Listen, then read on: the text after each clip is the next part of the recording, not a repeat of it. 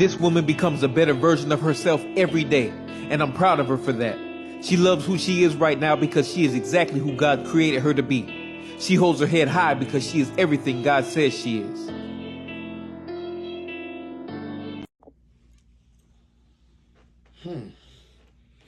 Ẹ káàárọ̀ gbogbo ẹ̀yin ọmọ Yorùbá.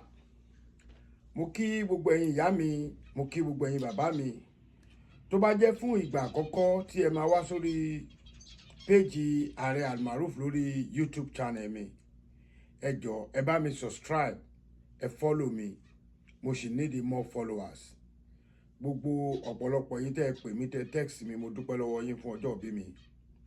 Ara tuntun ni tí mo mú wálé ní ohun tí mo fẹ́ kí àwọn ọmọ Yorùbá kí a fi kọ́gbọ́n àfi ká rí àwọn nǹkan kan tó ń ṣẹlẹ̀ káàkiri gẹ́gẹ́ bí mo bá yẹ sọ ẹ bá mi gbà bẹ́ẹ̀. And at the same time I'm here to be corrected. Tí n bá ṣe tí mi ò bá ṣe dáadáa oníkálukú ẹ mọ bẹ́ẹ̀ ṣe lè reach mi under comment ní nọ́mbà mi gangan tẹ́ bá fẹ́ pè mí sí +1 202 855 1748 WhatsApp mi nìyẹn.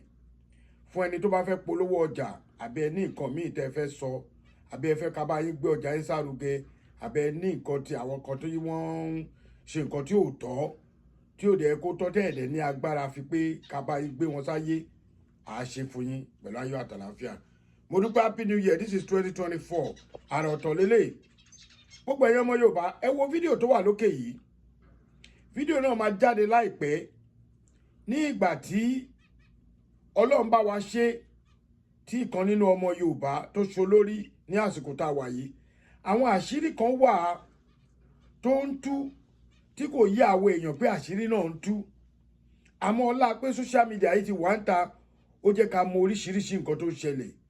Ọ̀pọ̀lọpọ̀ àwọn èèyàn ti fọwọ́ ọlá wọn fi gbá ọmọ Yorùbá lójú gan tá a dẹ̀ mọ̀ àmọ́ kí la fẹ́ sọ. Àwọn tó yẹ kó gbìjà wa wọn ò gbìjà wa. Àwọn yẹn kó dá sọ̀rọ̀ wa wọn ò dá sọ̀rọ̀ wa. Nínú ọ̀rọ̀ tí mo fẹ́ sọ yìí máa jẹ́ kẹ́ wo fídíò yìí. Àmọ́ kẹ́ tó wo fídíò yìí máa sọ̀rọ̀ síwájú. Ẹ̀yin sísítà mi ẹ̀yin brọ́dà mi tẹ́ wà lórí ètò Ààrẹ Almaroof TV channel lórí YouTube lórí Facebook lórí TikTok. Ẹ wo nǹkan tí ó ṣẹlẹ̀ nígbà tí wọ́n àwọn ọmọ Yorùbá àwọn ọmọ onílé ọlọ́nà tí wọ́n ń wá iṣẹ́ tí wọ́n ò rí iṣẹ́ táwọn kan wá jókòó tí wọ́n wá ń fi orúkọ ilẹ̀ bàbá tiwa tó fi ń gbaṣẹ́ àmì tó fi ń gbaṣẹ́ sójà tó fi ń gbaṣẹ́ ọlọ́pàá àwọn top highest position tó yẹ kó ọmọ kóòtù òjíire wà tó yẹ pé àwọn bàbá wa ló ṣiṣẹ́ owó yìí. Ilẹ̀ Yorùbá náà ti ṣiṣẹ́ owó tí gbogbo wọn fi ń la tó fi ń gbádùn including ìlú tí mo wà yìí. Ọrọ̀ ajé wa ni wọ́n ń kó àwa mọ̀ tẹ́yìn Yorùbá máa ti gbá research débẹ̀. Ọrọ̀ ajé wa nílẹ̀ kóòtù òjìrè òun ni wọ́n ń kó. Gbogbo ilẹ̀ yìí bí aṣálẹ̀ ni wọ́n ní nǹkan kan. Àmọ́ wọ́n á lọ lu Áfíríkà, wọ́n á wa góòdù wa, wọ́n á wa kùsà wa, wọ́n á wa àpáta wa, wọ́n á fọ́gi wa. Gbogbo nǹkan tẹ́yìn rò pé kò dówó owó ní bì. Wọ́n máa kó pàm ó dìlú wọn. Àmọ́ ibi tí mo wá ń lọ ni pé ní ìlú Àbújá àwọn kan wọ́n gbà wọ́n fún iṣẹ́ bóyá Àbújá ni àbẹ́kọ́ ni either one of it anyway. Àmọ́ mo rí pé sísítà mi tó interview àwọn ọmọ Haúsá yìí ó bá wọn sọ̀rọ̀. Ṣé nígbàgbọ́ pé wọ́n join iṣẹ́ wọn á láwọn from Kano. Tí wọ́n máa bá béèrè pé local government wo ni ìmí à ní kò ṣọ̀fẹ́ ìmí à ní Òṣòdì ìmí à ní Lagos Island. Ẹ wo orú nǹkan bẹ́ẹ̀ yẹn tí àwọn tọ́dẹ̀ jọ ọmọ Èkó táwa tá a jọ ọmọ Yorùbá táwọn ọmọ wa tí wọ́n lọ sí school tí wọ́n ò ríṣẹ́ tọ́wọ́ àánú ilé ọ̀pọ̀lọpọ̀ ti jáde graduate kò ríbi lọ ọ̀pọ̀lọpọ̀ lọ school ju àwa yìí lọ táwọn ti ẹ̀ka nǹkan kan tó yẹ pé wọ́n mọ ojú ìwé wọ́n mọ ẹ̀yìn ìwé wàláì wọn ò ríṣẹ́ wọ́n jókòó lé ní kí ló fà á. Ètò ìjọba ni ò dáa ètò ìjọba ni ò dáa. Àmọ́ tá a bá ń sọ wọ́n máa bú wa nítorí pé àwa ti rí i pé àwọn pípù yìí ò rẹ́dì láti jẹ́ wípé ká kúrò nínú ìyà. The only way tá lè fi kó nínú ìyà ni kí oníkálukú lọ lọ́tọ̀ọ̀tọ̀. Gbogbo ẹ̀yin bàbá wa gbogbo àwa ọmọ Yorùbá ta lémi ló kàn èmi gangan wà nú ẹni tó support bàbá díẹ̀. Ìdí tí mo dẹ̀ fi support bàbá ni wípé ọmọ Yorùbá ni bàbá. Ẹ̀yin brother mi àti sister mi níbo la fẹ́ ti Yorùbá sí. Ìdí tó fi wá di pé ọ̀rọ̀ àjẹ gọ́vnà lẹ́kọ̀ọ́ àjẹ gọ́vnà lẹ́kọ̀ọ́ àjẹ chairman local government irú nǹkan báyìí làwọn pípù yìí máa lò. Wọ́n máa wá ní tó bá wá yá wọ́n á lọ wá agboolé kan fún wọn lẹ́kọ̀ọ́. Wọ́n lè lágboolé Sàlàwẹ̀ náà ti jáde, wọ́n lè níta fájì náà bí o sí, wọ́n lè yọkọ̀ fájì kíní kan náà bí o sí, wọ́n lè lóun wà lára fámìlì Ìdẹ́jọ. Gbogbo àwọn nǹkan bẹ́ẹ̀ yẹn èmi lè ní Òṣòdì Oko náà ti bí òun, èmi àlóṣòdì Èkó, èmi àní Sùúrùlérè local government, Àgùdà Àkòsọ̀fẹ́ kíní kan tó ti bóun, èmi yìí ní Mùṣín. At the end of the day, àwọn people yóò lè sọ èdè abínibí wa. The only thing tí mo love nípa ọmọ yẹn ni pé ṣé o lè sọ Yorùbá. Ó sọ tá ẹyọ kan ló gbọ́ nínú gbogbo ẹ̀. Ẹ̀yin ẹ wo fídíò yìí. Ẹ wo ìyàtọ̀ nínú ọmọ ilé àti ọmọ oko. Agbára tí ọmọ Yorùbá ò ní ìlú tiwọn. Agbára tá a lè dánwò ní Kaduna, ní Kano, ní Sokoto, ní Bayelsa, ní East, nílẹ̀ Igbo. Gbogbo nǹkan tá a lè dánwò. Oná dánwò Olúwa. Ṣẹ́jọ́ wọn ni. Kò ṣẹjọ́ wọn. Àwọn olórí wa wọn fọwọ́ síbi tọ́wọ́ ń gbé. Àwọn tá a pè lọ́lọ́ ọ̀gá nínú iṣẹ́ wọn fọwọ́ síbi tọ́wọ́ ń gbé. Àmọ́ màá fún yín láyè kí ẹ wo fídíò yìí. Tẹ́ ẹ bá ti wo fídíò yìí nǹkan tẹ́ ẹ bá rí sọ sí.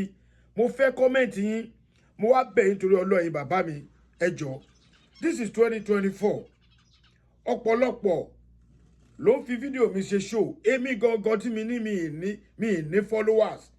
Please, ẹ rí pé mo bẹ̀ yín ni. Ẹ follow mi, ẹ má kàn wò ó, tẹ́ bá ti click. Ẹ follow mi, ọmọ yín náà ni Ààrẹ Almaroof. Ọmọ Ọ̀yọ́ Aláàfin Òjò pa ṣẹ̀kẹ̀rẹ̀màdé ọmọ Àtìbà. Ọmọ gbájókòó àwo jókòó jẹ́ igbá tí ò jókòó jẹ́ atẹ́. Àwo tí ò jókòó jẹ́ máa ṣe kíni, ó máa fàyà gba. Ẹ wò ó kí n tó tún sọ̀rọ̀ lé lórí. Ẹ wo show yẹn, kò ní bàjẹ́ fún yín. What's your name? I'm Kabiru Mustapha by name. Huh? Kabiru Mustapha. What local government? Oshope local government. Where are you from? I'm from my tribe. Where are you from originally? Kaduna State. From where? Kaduna State. Kaduna State. I'm Alkali Monde by name. Okay. Yes, I'm from Kaduna State. Okay. I'm living in Jordan Pala with my brother. With your brother? Yes, And you are coming out under what local government? Lagos Island. Local government. Yes. Do you have a family house in Lagos Island? No, Okay. What's your name? Luka David. What? Luka David. Luka. David Where are you from? from Kaduna State. Kaduna State. What local government are you coming out from? Oshodi. Who gave you the indigenship certificate? National Gabo. What's your name? Zakaria Arab. Where are you from? Kaduna State. Staying Ah, in Lagos. Lagos. Where did you get the indigenship certificate from? I'm staying with my uncle, so I relate. Your uncle, speak up, please. I'm staying with my uncle, Lieutenant Colonel Gambo. Shogba Yoruba. Shogba Yoruba. I can hear, but I can't. Shogba Yoruba. Shogba Yoruba. No, ma. Shogba Yoruba. Yes, I can hear you. Gbami lóhùn padà ní Yorùbá. Níbo ló ń gbé? I can't speak. Shogba Yoruba. Níbo ló ń gbé? Eh? Níbo ló ń gbé? Oh my tribe. Ta ló fún ẹ ní certificate? Ta ló fún ẹ? Ta ló fún ẹ? Eh? Ta ló fún ẹ? Local government wo ló ti wá? Òṣòfẹ́.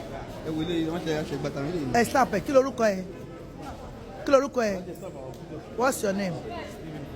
What? Stephen Kogi. What? Speak up, please. Stephen Kogi. Where are you from? What? Kaduna. But you are coming out from what local government? Oh? Ta ló fún ẹ ní certificate?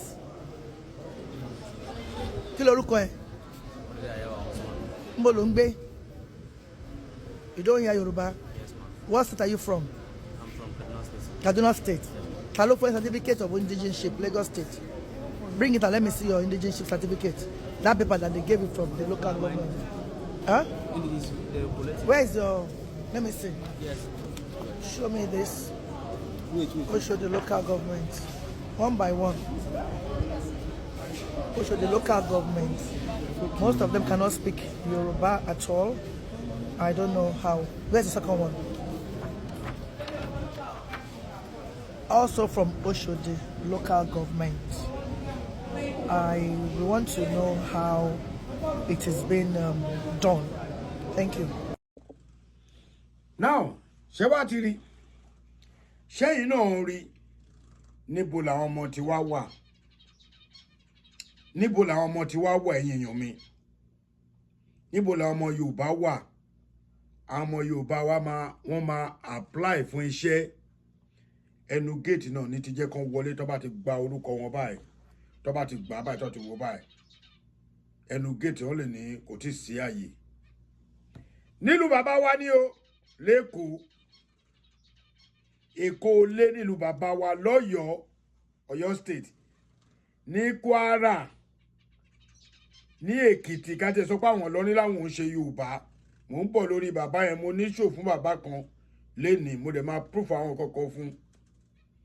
Onímọ̀ máa sọ pé ẹ má máa fi ojú Amẹ́ríkà wo àwa ìjìnlẹ̀ ọmọ kóòtù òjìrè lèmi, ẹ yọ èmi kó nu wọn. Èmi ò gbóyìnbó, wọ́n ti gé etí mi lọ, mi ì gbọ́ kankan. Yorùbá ni mo gbọ́, mo kọ̀ wá fi ń yé yín pé níbi tí mo ti ń ṣiṣẹ́, mo ń kọ statement. Kò sí bí ṣe máa lọ bí iṣẹ́ tí mi ní kọ statement lórí nǹkan kan. Tó ti yé yín, àmọ́ mi ò gbọ́ Yorùbá, mi ì gbóyìnbó. Èdè abínibí lèdè bàbá mi. Mi ò dẹ̀ ní nawọ́ òsì, mi ì ní fi júwe ilé bàbá mi láyé. Bẹ́ẹ̀ ni, gbogbo ẹ̀yin ìyá mi tẹ́ ẹ wà l'Amẹ́ríkà, tẹ́ ẹ wà Nàìjíríà, most especially àwa tá a wà ní Nàìjíríà, èdè táwọn ọmọ ń gbọ́ àbá wọn sọ nínú ilé. Ṣé rí, a máa gbéra wá yànjú ni o, but improvement tẹ́yìn èèyàn mi bá fún mi lẹ́sẹ̀ máa gbọ́ ọ̀rọ̀ nínú ọ̀rọ̀ tèmi náà. Bẹ́ẹ̀ bá ṣe jẹ́ kí n improve sí lórí YouTube. This is 2024. Ẹni pé towards ending of 2023 ó ní mo bẹ̀rẹ̀ sí ní ṣe show dáadáa lórí ibi. Àwọn olólùfẹ́ mi náà lọ advice mi pé ààrẹ kí lẹ̀ ń waste time yín lórí Facebook, tẹ́ ń waste time yín lórí TikTok. Àwọn kan wà àwọn tí ẹ̀ like Facebook rárá. Wọ́n prefer kan wá sórí ibi because nonsense ti pọ̀jù ní Facebook. Nonsense ti pọ̀jù lórí TikTok. Àmọ́ ibi YouTube ò gba nonsense for anybody. Inú mi dùn gan. Lẹ́ẹ̀kan sí ẹjọ́ tá a bá rí ẹni tó fẹ́ polówó ọjà ẹ kàn sí mi lórí +1 202 855 1748 +1 202 855 1748. Business only. Like I said, business only. Nǹkan tí mo wà fún lọ́dún yìí nìyẹn. Ẹ ní polówó ọjà, ẹ fẹ́ talẹ̀, ẹ fẹ́ ralé, ẹ ní ọjà tẹ́ ń tà tí ayé ò tí gbọ́, ẹ gbé wá fàárẹ̀ Almaroof, ẹ jẹ́ abá yín pín sáyé. Ẹ̀yin náà mọ̀ pé àbúrò yín tẹ́ ń wò yìí, ẹ mọ̀ pé mi náà kéré nínú ayé. Abá yín polówó ẹ, gbogbo ètò ẹ̀ka ti ṣe tá a ṣe látijọ́, ẹ jẹ́ à ṣe. Àṣe tẹ́ ẹ bá wò káàkiri, a lot of ọ̀rọ̀ tí mo ti sọ sẹ́yìn, èmi ni mò ń ṣe, ọ̀tọ̀ làwọn tó ń gbé. Àmọ́ Ọlọ́run ní jẹ́ kó bàjẹ́, kò ní bàjẹ́ fún yín, kò ní bàjẹ́ fèmí náà. Happy New Year lẹ́ẹ̀kan sí. Èní ni 4 tí a pè ní ọjọ́ kẹrin oṣù kínní ọdún 2024.